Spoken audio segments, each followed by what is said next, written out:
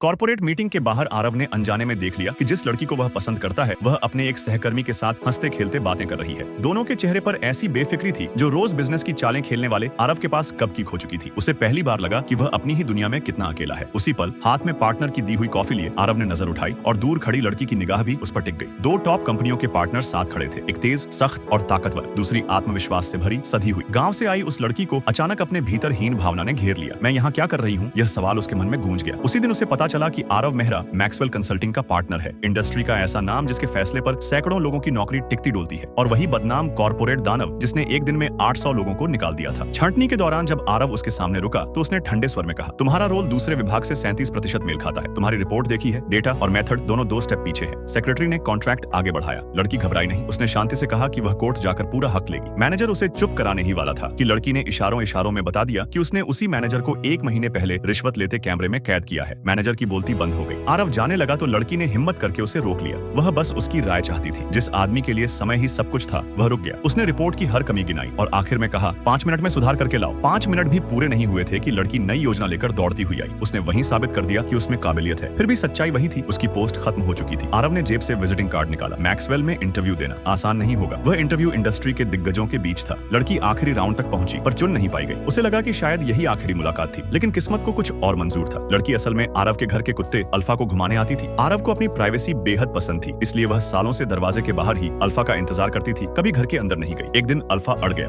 बाहर जाने से मना कर दिया। लड़की मजबूर हुई, जूते उतारे और चुपचाप घर में घुस गई। सादा, शांत, सख्त सा घर। उसे लगा यह घर बिल्कुल उसके मालिक जैसा है। उसी दिन अल्फा ने कुछ गलत खा लिया और बेहोश हो गया। लड़की उसे पेट हॉस्पिटल ले गई और घबराकर मालिक को फोन किया। मैं अल्फा को रोज घुमाती हूँ, उसकी पूरी हिस्ट्री जानती हूँ, मैंने कुछ गलत नहीं किया। जब आरव पहुंचा तभी उसे पता चला कि डॉग वॉकर वही लड़की है जिसे उसने नौकरी से निकाला था। अल्फा की हालत ने दोनों को पास ला दिया। लड़की ने झिझकते हुए कहा, आप जैसे बनना चाहती हूँ, कंसल्टिंग की टॉप लेवल पर, आज नहीं तो कल। आरव ने पहली बार किसी की आंखों में इतनी सच्ची भूख देखी। उसके बाद लड़की पूरे मन से अल्फा का ध्यान रखने लगी। एक दिन आरव अचानक ट्रिप से लौट आया। दरवाजा खोला तो देखा लड़की थकी हारी सोफे पर सिमटी सो रही है। आंख खुली तो सामने आरव को देखकर उसकी जुबान लड़खड़ा गई। मैं बेडरूम में नहीं गई थी। आरव ने कुछ नहीं कहा। उस दिन से उसने लड़की को कड़ी ट्रेनिंग देनी शुरू कर दी। Daily task, non stop feedback. लड़की का लेवल तेजी से ऊपर गया। आखिरकार बिना इंटरव्यू उसे मैक्सवेल में ट्रायल का मौका मिल गया। खुशी में वह उछल पड़ी, नई प्रोफेशनल ड्रेस खरीदी और अल्फा के साथ ये खबर बांटने आरव के घर पहुंची। आरव ने उसे ऊपर से नीचे तक देखा और ठंडे स्वर में कहा, ड्रेसिंग सेंस नहीं सिखाया गया क्या? उसने यह भी कहा कि रात में किसी आदमी के घर आना समझदारी नहीं है। लड़की भड़क गई, आप अलग हैं, आप अल्फा के पापा हैं। फिर हंसते हुए बोली, और वैसे भी अल्फा मेरी बात मानता है, तो देख लेते हैं। आरव ने कहा। लड़की ने आवाज दी, अल्फा आओ। कुत्ता दौड़ कर आया और सीधे आरव से लिपट गया। पहली बार आरव मुस्कुराया और वहीं दोनों को समझ आ गया, यह रिश्ता अब सिर्फ नौकरी या कुत्ते तक सीमित नहीं है।